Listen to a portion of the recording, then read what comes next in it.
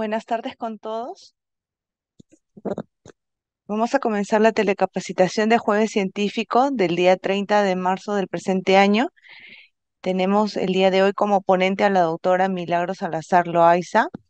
La doctora es médico cirujano, egresado de la Universidad de San Martín de Porres, especialista en pediatría por la Universidad Nacional Mayor de San Marcos.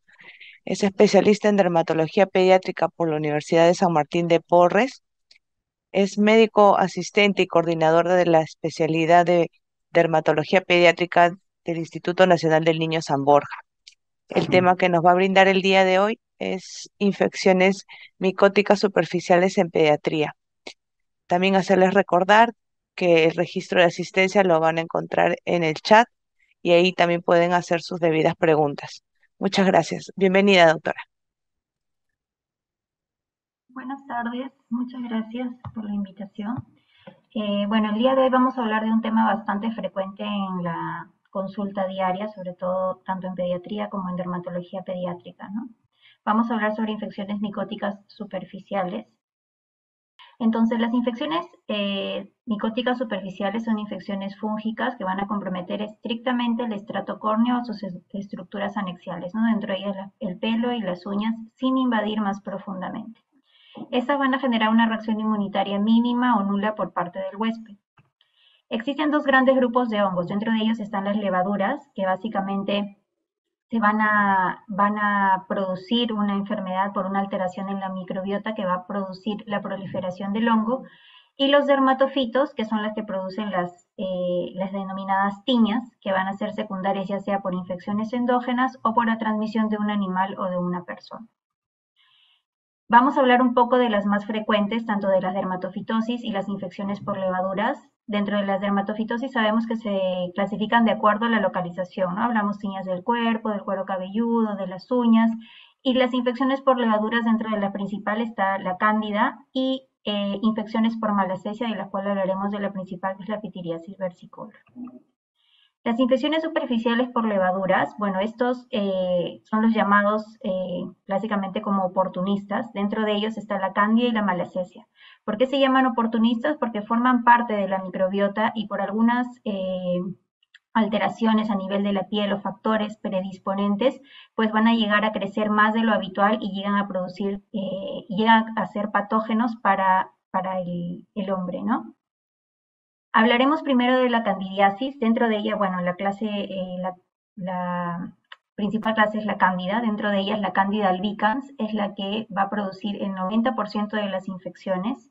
Y esta se encuentra básicamente en la microbiota gastrointestinal, vaginal, orofaringea, en la piel periorificial y en la piel de algunos pliegues cutáneos. Dentro de las causas que van a producir bueno, que este tipo de hongo se vuelva patógeno, hay diferentes motivos, ¿no? Dentro de las causas locales, básicamente, y en los principales, es el aumento de la humedad, la sudoración, la maceración, sobre todo en pacientes que tienen obesidad o que de repente usan ropas muy apretadas, si hay zonas de mucho roce. Dentro de las causas fisiológicas, bueno, que es más frecuente en aquellos que son lactantes, en aquellas personas añosas o en aquellas personas embarazadas. Dentro de los factores sistémicos, pues se va a ver con más frecuencia en aquellos pacientes que tengan algún tipo de endocrinopatía, como por ejemplo diabetes mellitus, enfermedades tiroideas, eh, aquellos que tengan algún tipo de inmunodeficiencia, ya sea desnutrición, alguna neoplasia o enfermedades como el VIH, y aquellos que usen tratamientos prolongados como por ejemplo corticoterapia o antibióticos de amplio espectro o algunos tipos de medicamentos inmunosupresores. Dentro de la principal, la primera que vamos a ir mencionando es la candidiasis bucal o aquella que conocemos como el MUB, ¿no? Generalmente se presenta en lactantes y en pacientes inmunodeprimidos. Dentro de los factores principales es asociado al uso de corticoides o antibioticoterapias prolongadas. Y generalmente se presenta con estas placas blanquecinas, algodonosas, como una lata de leche, ¿no? Que tienen una base enrojecida o eritematosa. Y lo peculiar es que tienden a desprender con bastante facilidad para distinguirla de cualquier otra patología. Suelen ser asintomáticos, aunque en algunos casos la mayoría presentan algún tipo de sensación de quemadura o ardor, pero la mayoría de ellos tiende a ser asintomática. Otra frecuente es la queilitis angular, que se produce también en niños, que generalmente pues compromete los pliegues laterales de los labios y las comisuras. Puede llegar a formar fisuras, eritema e incluso llegar a ser doloroso. A veces esto está asociado con niños que tienen de repente algún tipo de problemas dentales o algún tipo de condición que hace que aumente pues más la saliva, que retengan la saliva o que tengan más hialorrea y produce esta patología inflamatoria, ¿no? El intertrigo candidiásico, que esto básicamente es una infección a nivel de los pliegues. Intertrigo quiere decir a nivel de los pliegues. Generalmente se producen zonas eritematosas, donde pueden haber pequeñas pústulas simétricas, puede incluso presentarse una fisura a nivel del pliegue, en el ángulo del pliegue, y tiene una progresión centrífuga. En el borde generalmente se puede ver un collarete descamativo y en la periferia pueden haber pústulas, pápulas o vesículo-pústulas satélites, ¿no? Puede ocasionar prurito o en algunos casos incluso ardor o dolor. Y generalmente como son zonas en las zonas de los pliegues también hay casos en los cuales se puede producir una sobreinfección por Staphylococcus aureus. Dentro de las zonas más frecuentemente que conocemos, sobre todo en niños y en lactantes pequeños, pues es la que ocurre en la zona del área del pañal, ¿no? Esta candidiasis frecuente que afecta a los pliegues, que produce estas lesiones papulares o vesiculares, satélites, alrededor de toda el área del pañal. Otra zona también frecuente es a nivel del cuello, ¿no? Como los niños a veces tienden a sudar un poco más, es una zona que se suele irritar y puede haber un sobrecrecimiento por cándida. Otras zonas importantes de intertrigo puede ser a nivel interdigital y bueno, aquí también como vemos en la zona del área del pañal, que es la más frecuente en los niños pequeños. La candidiasis periungual o paroniquia, que básicamente es inflamación alrededor de la uña a nivel periungual y que puede haber una inflamación persistente, incluso puede haber presencia de secreción purulenta. Esto generalmente se puede presentar en aquellos niños en la condición que tengan las manos húmedas, de repente aquellos niños que tienen el hábito de la succión frecuente o de repente aquellas personas ya más grandes que de repente hacen algún tipo de tratamiento en las uñas, por temas estéticos, ¿no? Y que en la mayoría de los casos puede llegar a desencadenar una onicomicosis secundaria al proceso infeccioso a nivel periungual. Y la onicomicosis por sí, como le digo, causada por cándida, también puede infectar con cierta frecuencia las uñas de las manos y como le digo, la mayoría de los casos es secundario a una paroniquia, ¿no? Puede haber en estos casos onicolisis, cambio de color variable entre blanco, amarillento y negruzco. Es un poco menos frecuente que ocurra en las uñas de los dedos del pie. Y dentro de las que mencionábamos, aparte de la cándida, estaba la malacesia. Y la principal que ocurre en la práctica diaria es la pitiriasis versicolor, ¿no? La pitiriasis versicolor es causada por la malacesia. Existen hasta 7 especies que pueden llegar a ser patógenas para el hombre. Y básicamente las causas o los factores gatillantes de esta infección micótica son el aumento de la humedad, la temperatura, la seborrea, la hiperhidrosis, de repente el uso de protectores solares o cremas que tienen alto contenido en grasa, que son muy cremosos, también la inmunosupresión. Es frecuente que ocurra en adolescentes y adultos jóvenes, generalmente que hacen algún tipo de actividad deportiva o que usan de repente estas fibras sintéticas de la ropa y que causan mayor sudoración. Aunque también se puede ver en lactantes pequeños, en las zonas donde más frecuentemente puede localizarse a nivel de la frente o a nivel del tórax o en las zonas proximales del cuello. Y obviamente es más frecuente en época de verano porque como está asociado al aumento de la humedad, al exceso de la sudoración, en verano es mucho más frecuente. Y la característica es que empiezan a presentar estas máculas circulares de diferentes milímetros o tamaños, con límites definidos, que tienen una escama muy fina en la superficie, que alguno cuando empieza a rasgar con la uñita tiene el signo típico del golpe de la uña que empieza a descamar. Pueden llegar a juntarse, a confluir y generar grandes placas, ¿no? De forma medias geográficas en las diferentes zonas. Y tiene un periodo de incubación generalmente alrededor de 20 días. Como le mencionaba, los factores predisponentes dentro de los exógenos, principalmente el exceso del calor, el sol, la humedad, actividades deportivas, el uso de fibras sintéticas o cremas y aceites muy, muy espesos que logran producir mayor aumento de la sudoración. Y de los endógenos, hablan a veces de una predisposición genética, se ha visto que es más frecuente en familiares de primer grado, el embarazo, deficiencias nutricionales, algún tipo de inmunosupresión. El color de las lesiones es variable, por eso es que se le llama pitiriasis versicolor. Existen algunas lesiones que pueden llegar a ser hipocrómicas, que son las más comunes, y generalmente se localizan más en las zonas expuestas al sol y en las personas que tienen fototipo alto. Y otras veces puede ser de color amarillo pálido, rosadas, tipo salmón o café, que son más comunes en las áreas que están cubiertas a la exposición solar y en personas de fototipos más claros. Se han descrito también máculas de color medio rojo, que le llaman pitiriasis versicolor rubra, y de un color negruzco como la pitiriasis versicolor nigra. Y generalmente son asintomáticas, algunos casos han presentado prurito, pero es muy leve.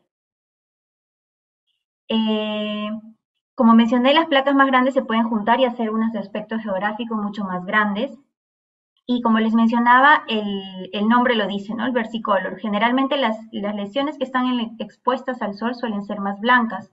¿Por qué? Porque el hongo produce el ácido acelaico que inhibe la dopa tirosinasa, impidiendo la pigmentación normal de la piel de los melanocitos. A diferencia de las lesiones que están sin exposición solar, tienden a ser más oscuras y de un color café porque hay un aumento del tamaño de los melanosomas. Entonces, por esta capacidad que tiene de cambiar de color, incluso asociado a las diferentes enzimas o que se presentan, es que se le llama pitiriasis versicolor. Por eso no siempre hay que pensar manchitas blancas, pitiriasis versicolor. Si vemos unas manchas medias cafés o medias rosadas, asalmonadas, hay que sospechar también con la clínica preguntando, ¿no? Si son áreas que sudan mucho, si son niños jóvenes y sospechar en esta entidad. Para el diagnóstico nos ayuda muchísimo una técnica que se llama luz de Wood, es una luz ultravioleta, que estas lesiones, al momento de colocar la luz de Wood encima, tienden a florecer de un color medio amarillo o dorado.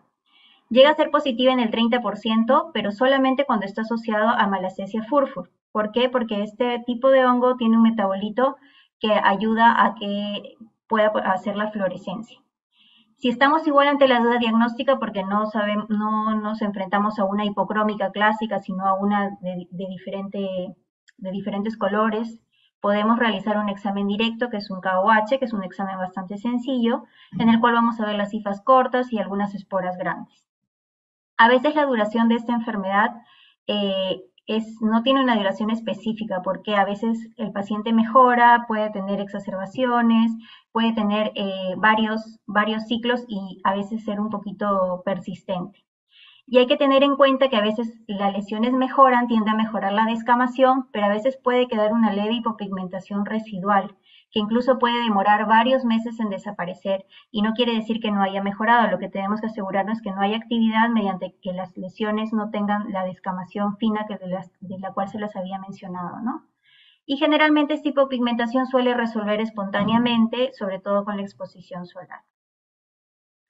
Diagnósticos diferenciales, bueno, de las presentaciones hipocrómicas, el vitiligo, que sabemos que la coloración es un poco más acrómica, las hipopigmentaciones posinflamatorias o la pitiriasis alba, ¿no? Generalmente son lesiones un poco más difusas, menos definidas, la localización es más a nivel facial, y la presentación hipercrómica sí es importante diferenciarla de la pitiriasis rosada, de la psoriasis o de repente alguna tiña.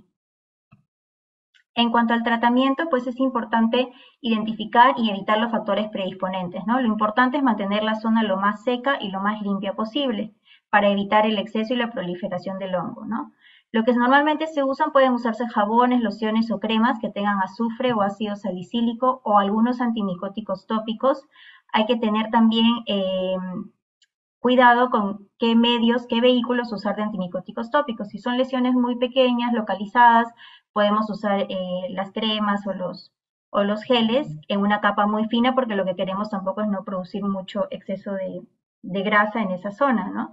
O también podemos utilizarlos de repente si son zonas más extensas en tipos shampoos para el tratamiento. Y generalmente se usa entre 1 a 2 veces al día, entre 4 a 5 semanas. Si las lesiones son muy extensas o llegan a haber recidivas o son muy recalcitrantes, sí podemos dar un ciclo corto de tratamiento vía oral. Y a veces lo que se recomienda en épocas de verano también, si es que son pacientes que suelen tener muchas recidivas, hacer este tipo de profilaxis con estos shampoos o jabones, sobre todo durante la época del verano para evitar que no haya muchas recurrencias. Ahora hablaremos un poco de las micosis superficiales por dermatofitos. Hemos hablado de las que son por levaduras, que básicamente es cándida, y dentro de la Malassezia la principal, la pitiriasis versicolor. Las producidas por los dermatofitos generalmente son las aquellas llamadas tiñas, ¿no? Y existen tres géneros más importantes. Dentro de ellas están el tricofiton, el microsporum y el epidermofito. Y existen más de 40 especies de ellas, pero dentro de las cuales por lo menos una docena son patógenas para el hombre.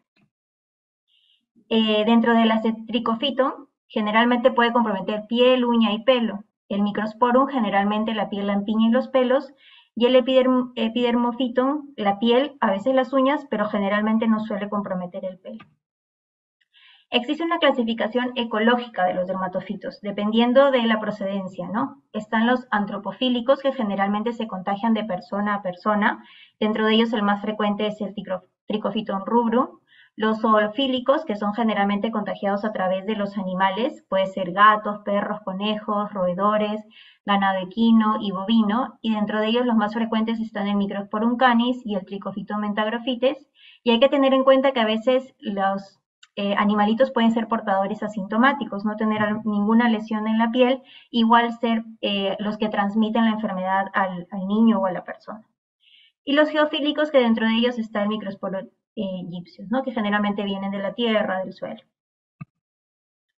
Dentro de las tiñas, pues en frecuencia en niños hablamos de la tiña capitis como una de las más frecuentes, seguida de la corporal, también a nivel unguial, y la tiña pedis, que es bastante frecuente. Además de las tiñas, los dermatofitos tienen la capacidad de producir reacciones de hipersensibilidad, que son las que se llaman reacciones tipo IDE o dermatofitides, que generalmente son reacciones que ocurren a distancia de la lesión inicial donde existe la infección micótica, produciendo diferentes características, de lo cual vamos a hablar un poco más adelante. El diagnóstico, básicamente, la luz de Wood nos sigue ayudando para algunos tipos de tiñas, como por ejemplo para las tiñas a nivel del cuero cabelludo, tiñas capitis, que sí tienden a florecer en algunas de ellas, como por ejemplo el Microsporum canis, pero generalmente no producen fluorescencia cuando se ocasionan por tricofiton dentro de los tonsurans o el buyeláceo.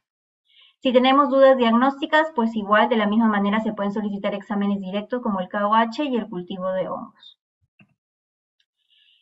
Hay que tener en cuenta que los dermatofitos solo atacan el estrato córneo muerto o dañado más externamente, y esto va a depender de que exista un medio adecuado en la piel del huésped, quiere decir el exceso de calor, la humedad, que es el factor de importancia crítica. Y los factores que determinan el tamaño y la duración de la lesión va a depender entre índice del desarrollo del hongo y el índice de la renovación epidérmica. Este desequilibrio es el que va a llegar a producir la infección micótica. Ahora hablaremos de la más frecuente, que es la tiña capitis o del cuero cabelludo. Es aproximadamente el 97% en la población infantil. Puede llegar a comprometer generalmente la mayoría entre los 3 y los 7 años. Compromete tanto la piel, el cuero cabelludo, los folículos pilosos, y generalmente el gente común más frecuente es el Trichofiton tonsurans, y dentro de las microspóricas el Microsporum canis, aunque también puede existir algunas otras cepas causantes de la infección, ¿no? Como les mencioné, las infecciones habían antropofílicas y zoofílicas. Las zoofílicas, las que son producidas por animales, tienen una mayor respuesta inflamatoria, a diferencia de las antropofílicas, que tienen una escasa inflamación, pero suelen ser un poco más persistentes. Lo que sucede durante la infección es estas enzimas, que son las queratinasas, van a permitir el ingreso del hongo, va a penetrar el tejido queratinizado y luego van a invadir el estrato córneo, la queratina, y se van a ir extendiendo hacia la periferia. Y todo esto va a ir creando una respuesta inmune de tipo innata en el hombre, en la persona, para ir defendiéndose de esta infección por hongo. Y toda esa respuesta inflamatoria se va a ir traduciendo en la clínica. Existen tres tipos principales de invasión del tallo piloso. Dentro de ellas está el endotris, quiere decir que, como ven en la figurita de acá, parasita dentro del tallo piloso, ¿no? Dentro del tallo piloso es donde se localiza el hongo. Y esto generalmente se puede ver, las hifas se tienden a convertir en artroconidios, y esto se puede ver en la microscopía directa, o sea, directamente al microscopio.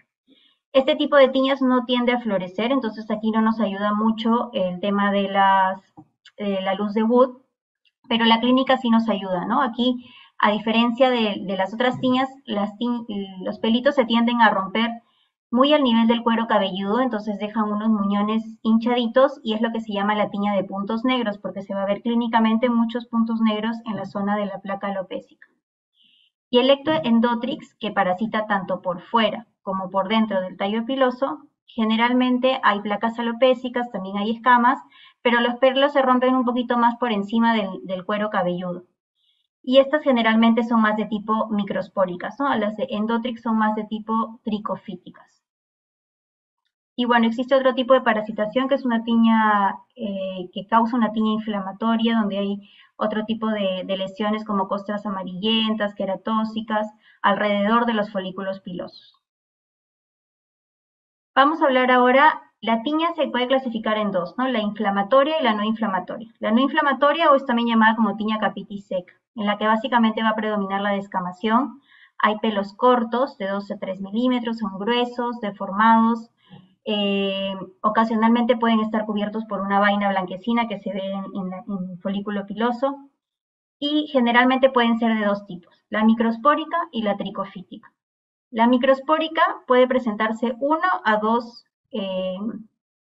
uno a dos placas grandes a nivel del cuero cabelludo que pueden llegar incluso a confluir. Si llega a progresar esta infección y no se da el tratamiento, puede llegar a producir una gran descamación, puede haber ruptura de la cutícula y eventualmente puede empezar a aparecer un pelo muy frágil y quebradizo. La principal causa dentro de las microspóricas es el Microsporum canis, pero también pueden aparecer estos otros tipos de cepas de microsporum. Y la tricofítica, perdón, puede generar una alopecia más difusa, hay placas pequeñas, irregulares, intercalares con pelos sanos. El pelo generalmente se rompe en la superficie y se puede observar la abertura de los folículos mostrando una apariencia de puntos negros, como les mencionaba, ¿no? Que se llaman granos de pólvora. Y dentro de las más frecuentes está el Trichophyton tonsurans, pero también puede haber por el rubrum o por el Mentagrophytes. Otro tipo bueno, que también es llamada como un tipo gris, en donde vemos que son básicamente estamos hablando de las no inflamatorias, ¿no? Que generalmente es producida por microsporum, que se ve toda esta placa alopécica, que se ve una coloración así, ¿no? Medio grisácea, más descamativa, con algunas áreas alopécicas, pero es más con tendencia a la descamación y la coloración grisácea. Es de la tiña capitis, o también llamada el Kerion de Celso, que es producida generalmente por Microsporum canis y el Trichophyton tonsurans. Es una placa más granulomatosa, está constituida por pústulas, abscesos múltiples, pueden haber adenopatías regionales e incluso pueden llegar a haber síntomas sistémicos como fiebre, malestar general, dolor local, y la mayoría de casos tiende a resolver dejando una alopecia cicatricial. Por eso es importante detectarla a tiempo para evitar las consecuencias de la tiña, ¿sí? Ahí se ve la imagen de las tiñas inflamatorias, ¿no? Que está esta gran placa alopécica en la cual se puede ver incluso secreción, puede evidenciarse secreción purulenta, este gran componente inflamatorio, ¿no? Que puede llegar a, como les mencionaba, llegar a producir un tipo de alopecia cicatricial.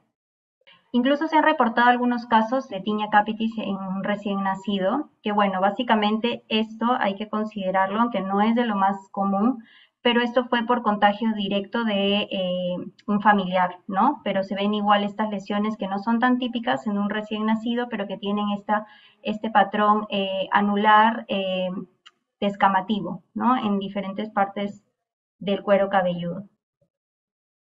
El diagnóstico, como les mencioné, bueno, es básicamente clínico. La luz de Wood nos ayuda un poco más con las microspóricas, que sí tienden a florecer a un color amarillo verdoso.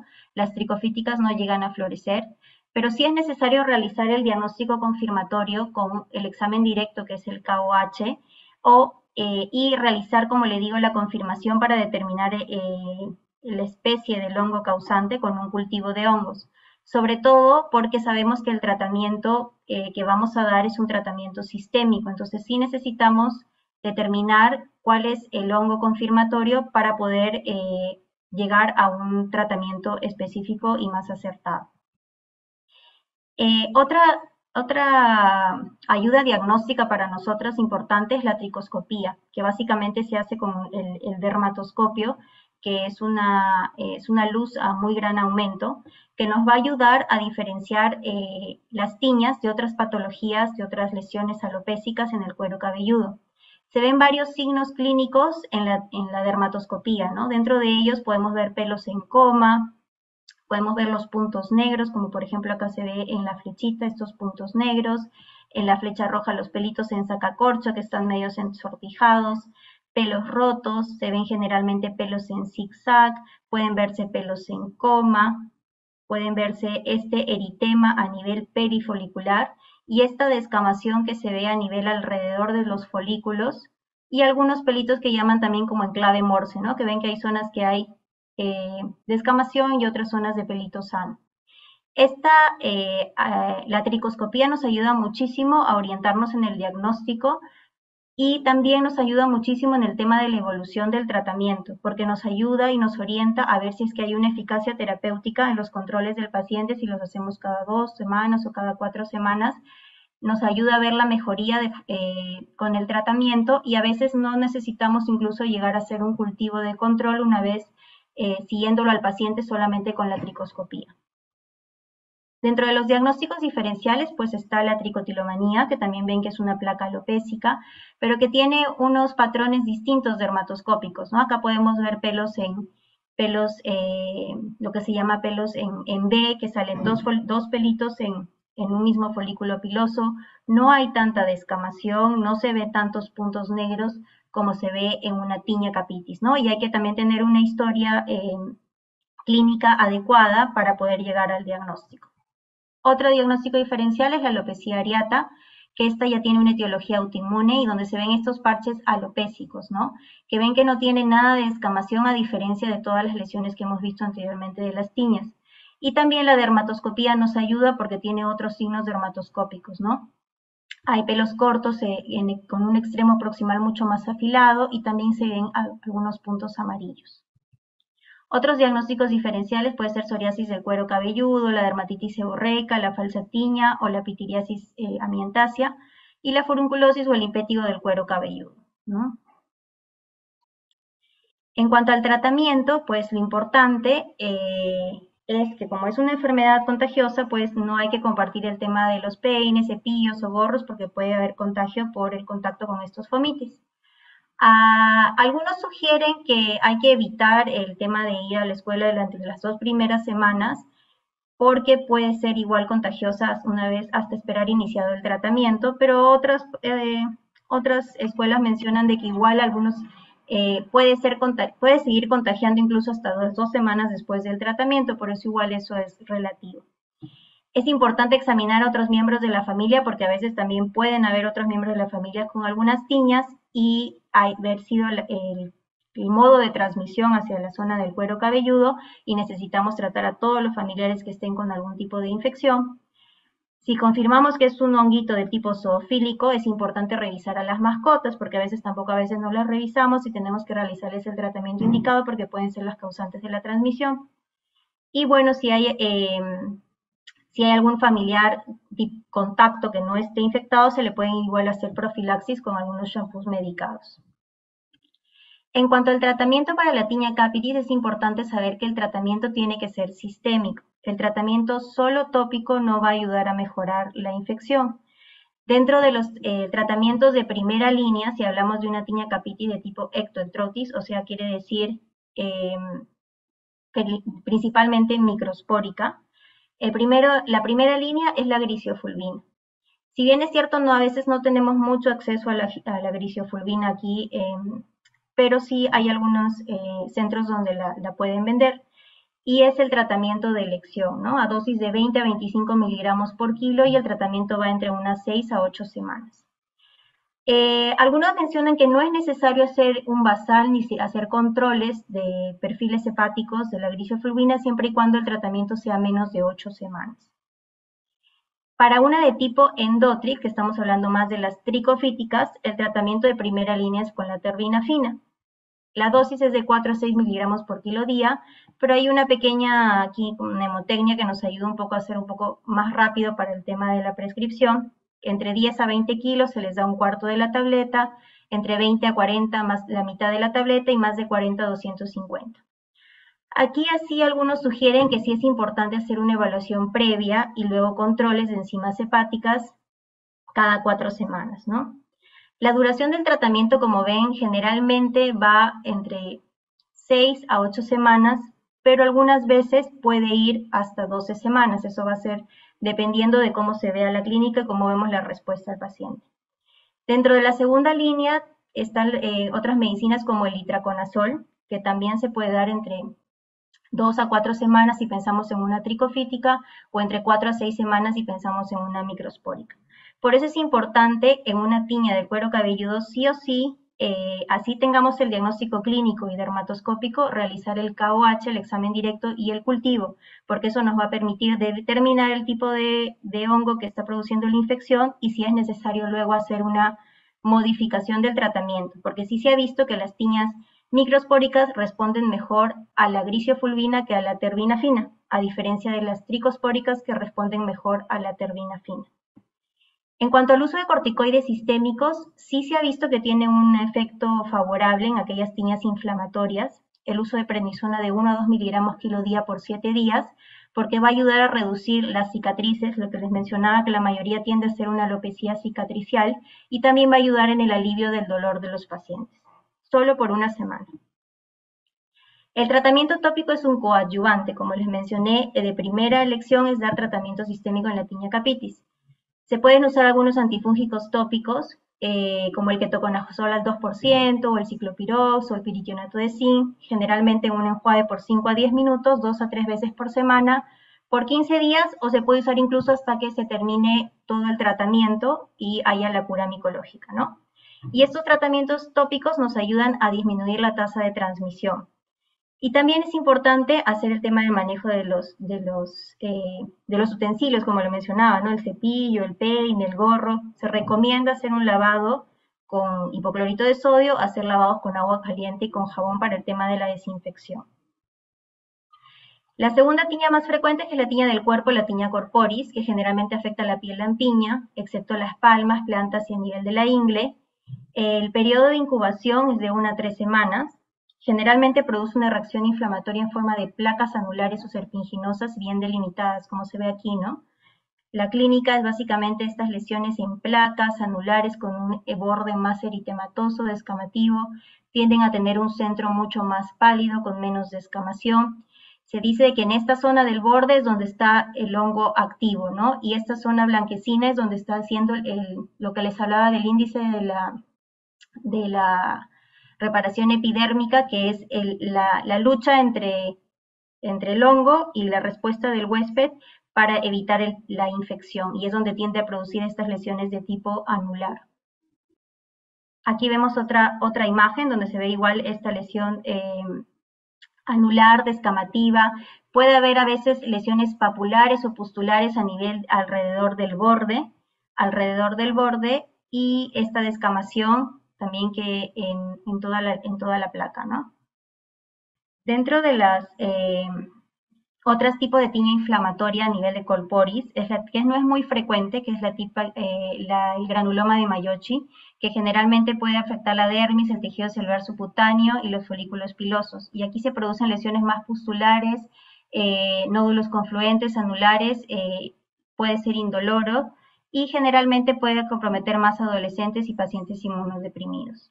Tipo, como le mencioné, el granuloma de Mayochi, que es mucho más infrecuente, pero tiende a producir una respuesta mucho más inflamatoria, ¿no? Vemos un poco más de eritema, puede haber lesiones, puede haber pústulas o vesiculopústulas alrededor de la lesión.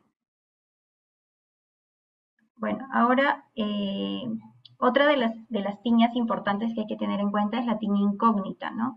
Esta generalmente se puede presentar en la cara o en el tronco y está asociado con el uso previo de corticoides o inmunomoduladores tópicos.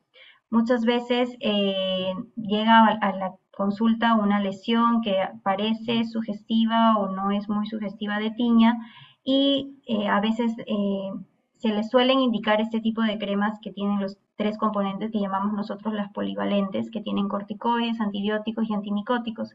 Y la lesión suele mejorar, pero una vez suspendida la medicación, vuelve a reaparecer y a veces reaparece con signos no tan clásicos y típicos de una tiña, ¿no? Esos bordes eritematosos, descamativos, sino tienden a ser mucho más irregulares, y eso es a lo que nosotros llamamos una tiña incógnita. Y generalmente tiene una evolución un poco más larga y tórpida debido a que ha sido tratada previamente con otro tipo de medicamentos que hacen que tenga una evolución muy ondulante, ¿no?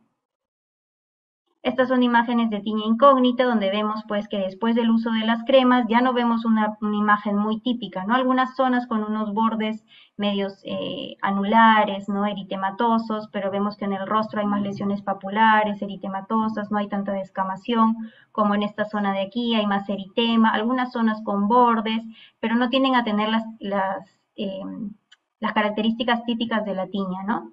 Acá se ve un poco mejor la zona de los bordes eh, eritematosos, descamativos, pero alrededor pues más pápulas, sin mucha descamación. Estas son imágenes de tiñas incógnitas. Y esta de aquí también en el tronco, ¿no? En la que efectivamente se ven unos bordes eritematosos, pero al centro de la lesión se ven muchas pápulas, algunas pústulas o pueden haber vesículos pústulas que a veces nos pueden llegar a confundir en el diagnóstico, ¿no? Dentro de los diagnósticos diferenciales de las tiñas, pues básicamente está el eczema numular por la misma distribución, la misma forma, lesiones que tienen tipo indiana, ¿no? Como el eritema multiforme, dentro de las lesiones eritemato-escamosas como la psoriasis, la pitiriasis rosada, incluso la dermatitis atópica, que a veces también puede tener este tipo de características de aspecto numular, o la dermatitis seborreica, ¿no? La tiña facial también se presenta en el 19% de los casos. Ahí están los agentes causales, básicamente por Trichofiton rubrum.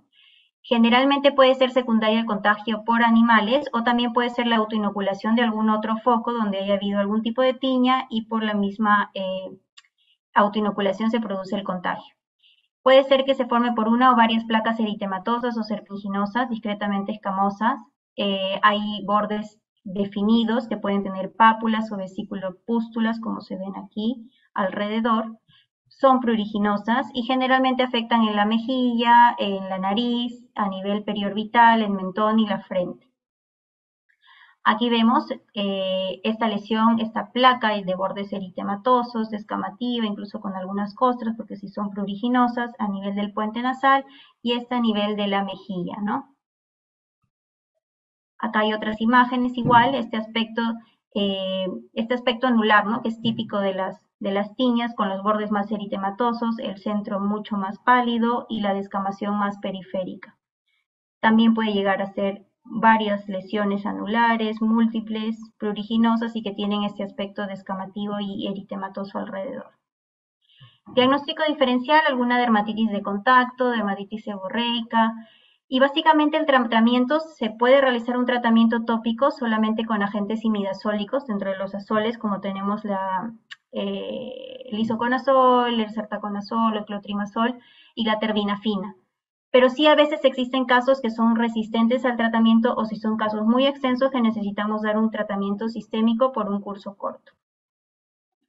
La tiña de la mano no es tan frecuente, pero a veces suele presentarse. La forma más usual de presentación es la hiperqueratótica palmar, con un eritema y descamación, hay exfoliación y puede haber hipo o anhidrosis. Generalmente inicia en los pliegues de la flexión y es más frecuente en las palmas y por lo usual suele afectar solamente una sola palma, no las dos. Y el principal agente es el Trichofiton rubrum. Diagnóstico diferencial principal, una dermatitis de contacto, ¿no? En manos es lo principal, hay que descartar, y es más frecuente en adolescentes y a veces puede estar acompañada de una tiña pedis. La tiña inguinal o cruris, que también se produce en la zona inguinal, a nivel perineal y perianal, puede ser más frecuente en hombres y adolescentes, sobre todo. Puede haber causas asociadas como por ejemplo obesidad, pacientes con diabetes o la sudoración excesiva. También puede haber pápulas o vesículas alrededor de la lesión en el borde eritematoso descamativo y pueden llegar a ser dolorosas si es que están sobreinfectadas por una bacteria. Y lo importante es que no llegue a afectar el escroto ni el genital, ¿no? Acá vemos otras imágenes donde se ve esta lesión de bordes eritematosos, descamativos, en toda la región inguinal y que también a veces se extiende un poquito por arriba por la zona suprapúbica. La tiña pedis, que también es una de las frecuentes en más niños niños un poquito más grandes y adolescentes. Es pruriginosa, produce bastante prurito. Y la más frecuente es la a nivel interdigital, ¿no? Donde hay este enrojecimiento, descamación y maceración, puede haber incluso hasta fisuras a nivel interdigital en los deditos del pie. Es más frecuente que se presente entre el 4 y el quinto dedo del pie, pero a veces puede haber en todos los dedos. Puede llegar a producir erosiones, úlceras, incluso puede estar asociado a mal olor, ¿no? Y bueno, dentro de los principales son los tricofitos, ¿no? El rubrum es el principal que puede desarrollar esto. La otro tipo de tiña pedis es la que se llama en mocasín, que generalmente produce un eritema con más hiperkeratosis y descamación, y en la porción medial y lateral de los pies, ¿no? De las plantas. Y la inflamatoria, que es la vesículo-bulosa o disidrótica, en la cual también, aparte del eritema y la descamación, pueden haber vesículas, ampollas, pústulas sobre esta base eritematosa, y generalmente se da en la zona plantar media o anterior. Los diagnósticos diferenciales, bueno, uno puede ser con una dermatitis de contacto. Es importante la tipo inflamatoria disidrótica descartarlo del eczema disidrótico, porque puede haber ahí alguna confusión, porque en la disidrosis también hay vesículas, en las plantas, en las caras laterales de los dedos, y a veces también puede haber compromiso de las manos, eso nos puede ayudar en el diagnóstico.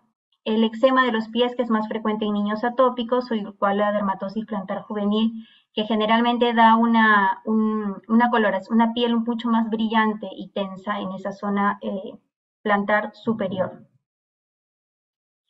El tratamiento es básicamente pues con azoles, antimicóticos tópicos. Es importante evitar la humedad de la zona, mantener la piel lo más seca posible. El tratamiento generalmente se da de 1 a 4 semanas, va a depender del agente etiológico. La limpieza y la desinfección de las duchas en la casa también es importante. Sugerir que no anden descalces, o si son duchas que no son en casa, que no lo hagan sin sandalias, o si son las duchas públicas. Procurar usar zapatos que no produzcan mucho calor, ¿no? En verano de repente utilizar más sandalias, o si van a usar medias que sean solo de algodón. Y sí se pueden utilizar a veces algunos talcos antimicóticos como aparte del tratamiento específico, ¿no? Que es el antimicótico. Algunos otros coadyuvantes, de repente si son niños que les sudan mucho el piecito, que tienen algún tipo de hiperhidrosis, se le puede dar antitranspirantes tópicos, que son algunas lociones en base de cloruro de aluminio. Si es que hay lesiones muy maceradas, muy húmedas, se le puede dar algún tipo de solución secante como la solución de buró. Y si hay lesiones muy hiperqueratósicas, algún tipo de queratolítico como la urea, que también actúa como humectante para favorecer a la mejoría de la lesión. La tiña de las uñas también es frecuente en adolescentes y adultos, generalmente afecta más los pies que las manos. Dentro de las más frecuentes en niños está la subunguial distal lateral, en la que se produce un cambio de coloración, una mancha color blanco amarillento justo en las esquinitas de las uñas, ¿no? Y que puede tener una extensión proximal y también producir hiperkeratosis, engrosamiento, distrofia de esas uñitas. Puede llegar a producir una coloración medio grisácea y llegar a hacer onicolisis y terminar destruyendo toda la uña. La blanca superficial también es frecuente en niños, en la que hay una mancha blanquecina en la porción dorsal de la placa unguial, como se ve aquí, y tiende a tener una consistencia más blanda.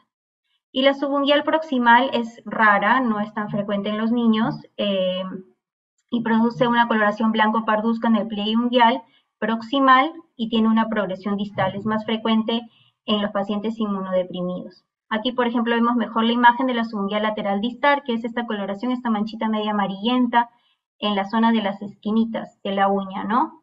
La blanca superficial, bueno, que generalmente tiende a comprometer toda la placa unguial con este cambio de coloración medio blanquecino, y la subunguial proximal, que es más a nivel del pliegue y que va teniendo una extensión más proximal.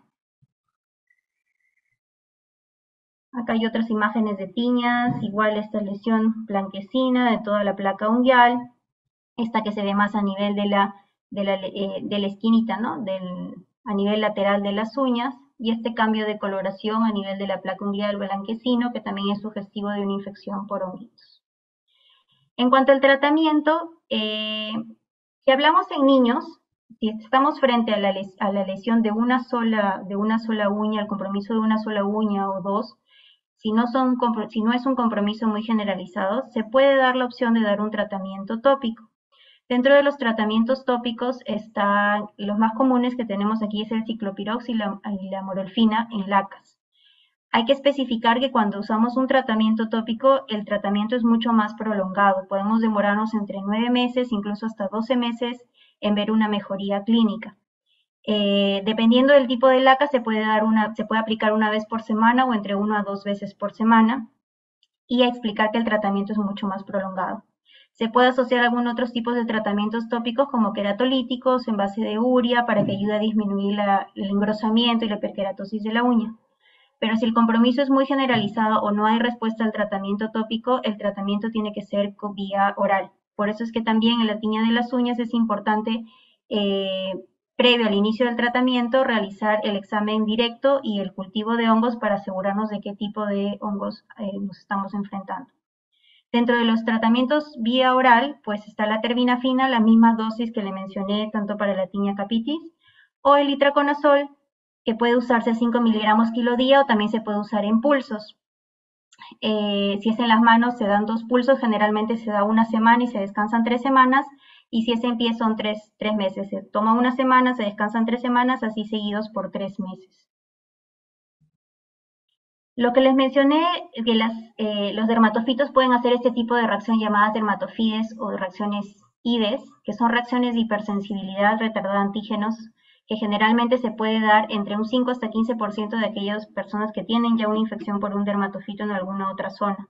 Y son erupciones muy pruriginosas, pueden haber fórmulas papulovesiculares, tipo urticarias, tipo eritema nodoso. A veces son muy específicas y a veces pueden ser difíciles de llegar a diagnosticar. La infección principal está en otra zona y la reacción se hace a distancia, ¿no? Puede ser en el tronco, en los miembros inferiores, esas reacciones papulares que llegan a ser muy pruriginosas.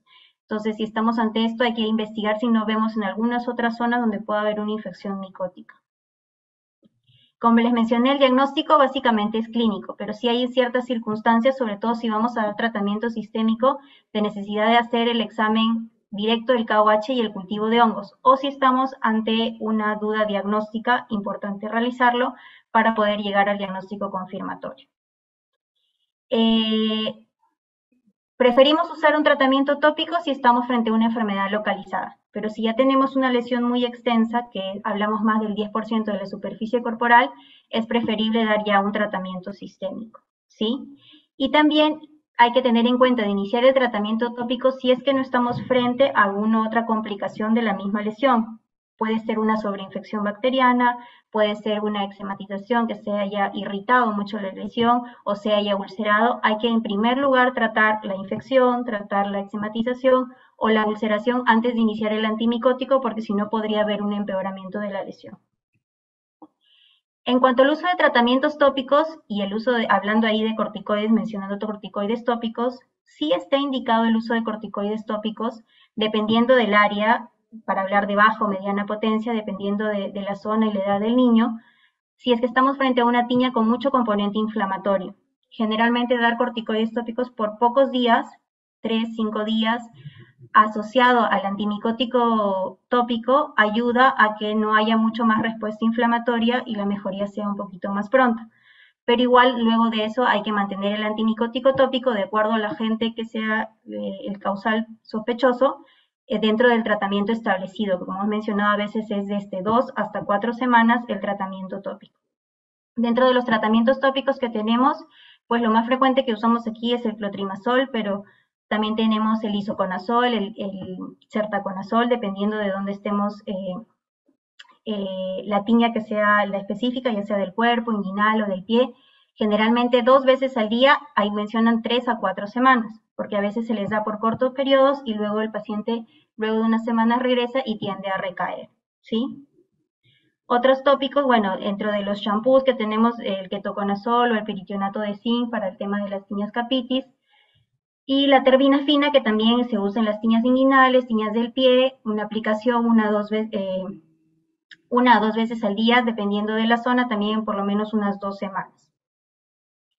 Y los tratamientos sistémicos en casos extensos y refractarios, en los que mencioné que hablábamos ya más de un compromiso del 10% de la superficie corporal. Si hablamos de lo que se prefiere en niños, dependiendo de que si estamos pensando en dar un tratamiento sistémico, dependiendo si es una tiña corporal muy extensa, si es eh, o una tiña que no responde al tratamiento tópico, pues preferimos igual en primera instancia dar terbinafina de acuerdo a las dosis que hemos mencionado. Efectivamente el curso o itraconazol, el curso y el tratamiento va a ser dependiendo de la zona, ¿no? Por ejemplo, si sospechamos de algo, de una tiña corporal que no responde al tratamiento, podemos darle por 1 a 2 semanas vía oral, ¿no? Dependiendo de la zona, ¿no? Hay diferentes, si hablamos ya del cuero cabelludo, que explicamos que es más prolongado el tratamiento vía oral, o de las uñas, una tiña de las uñas, que los tratamientos tienden a ser más prolongados. Pero si son tiñas del cuerpo o a nivel inguinal, pues el periodo de tratamiento sistémico es más corto, ¿no? No tenemos que extendernos hasta 4 o 6 semanas.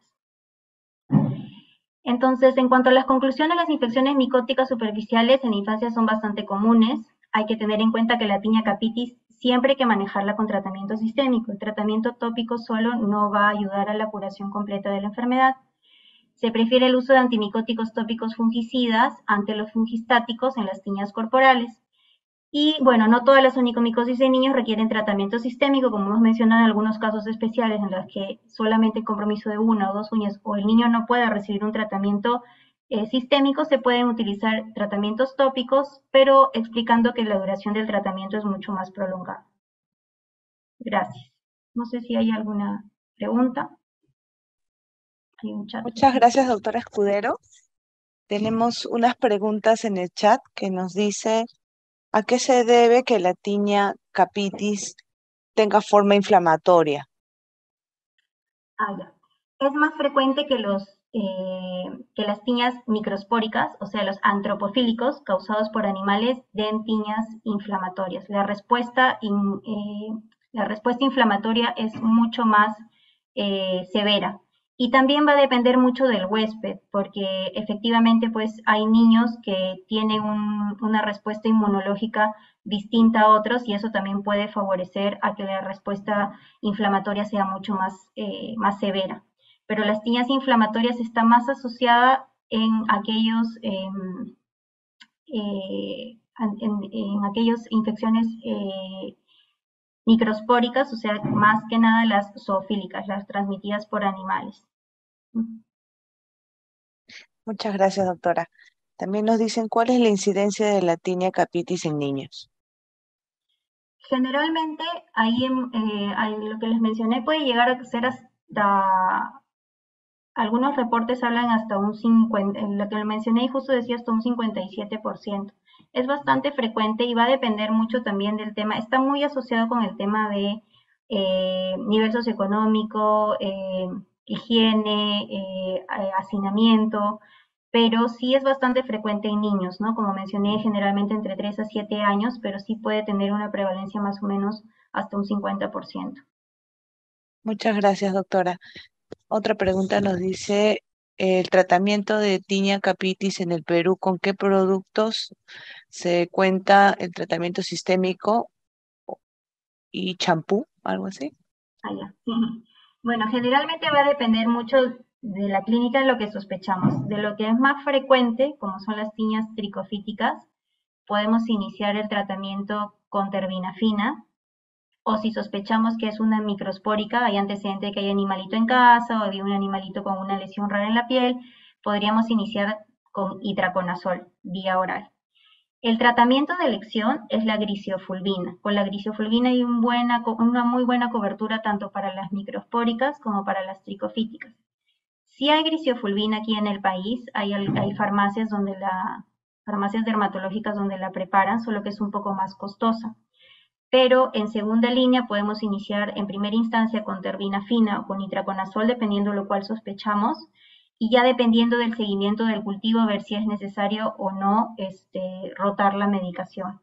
En primera línea, como les menciono, es siempre la grisofulvina y la efectividad va a ser igual adecuada, ¿no? Y en el uso de tratamientos tópicos, de lo que más contamos nosotros aquí es, en cuanto a shampoos, es el ketoconazol al 2% o el piritionato de zinc al 2% en shampoos, que generalmente lo usamos 2 a 3 veces por semana. Generalmente yo lo indico hasta la resolución del cuadro porque evita también el tema de la transmisión y el contagio, ¿no? Disminuye la tasa de contagio. Muchas gracias, doctora. Tenemos otra pregunta que dice, ¿hay que hacer alguna descontaminación de la ropa de cama o ropa de uso? ¿Algún lavado especial para estas prendas?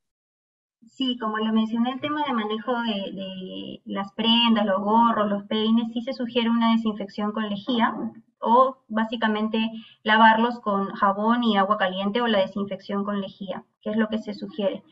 Pero con eso es suficiente y evitar pues no compartirlos, ¿no? De preferencia las cosas personales porque sí puede llegar a contagiar, ¿no? Muchas gracias, doctora. Bueno, para terminar, ¿nos podría brindar algunas recomendaciones? Sí, claro. Bueno, lo importante es llegar a reconocer una lesión sugestiva o sospechoso de una tiña, ¿no? De una tiña o, bueno, ya sea por otro tipo de infecciones micóticas. Si estamos ante una duda diagnóstica, podemos solicitar rápidamente un examen directo no es de alto costo, es sencillo, y simplemente se mira al microscopio. Si tenemos la posibilidad de solicitar un cultivo, dependiendo si sospechamos una tiña del cuero cabelludo o de las uñas, igual también de todas maneras solicitarlo.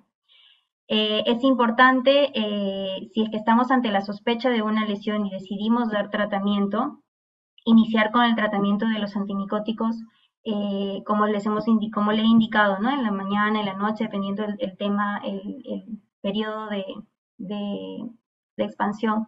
El tema del uso de corticoides, como les mencioné, si hablamos de tiñas muy inflamatorias y por periodos cortos, de preferencia no usar estos tipos de cremas que son las polivalentes, que la mayoría de ellas tienen corticoides de alta potencia y que a veces terminan no siendo favorables para el paciente por los efectos adversos o terminamos desarrollando estas tiñas incógnitas, ¿no? Por eso lo importante es asegurarnos del diagnóstico, si tenemos dudas diagnósticas, solicitar exámenes auxiliares si tenemos la posibilidad de hacerlo y siempre recordar pues que si hablamos de tiñas localizadas, dar tratamiento tópico en primera instancia, pero si hablamos de más extensas o del cuero cabelludo, sobre todo, el tratamiento tiene que ser sistémico sí o sí. Bueno, doctora Milagros Escudero, la Oficina de Docencia e Investigación agradece su gentil participación como ponente el día de hoy y además por haber compartido su experiencia profesional. También agradecemos a los participantes y los esperamos la próxima semana con otra telecapacitación de Jueves Científico. Muy buenas tardes. Gracias, doctora.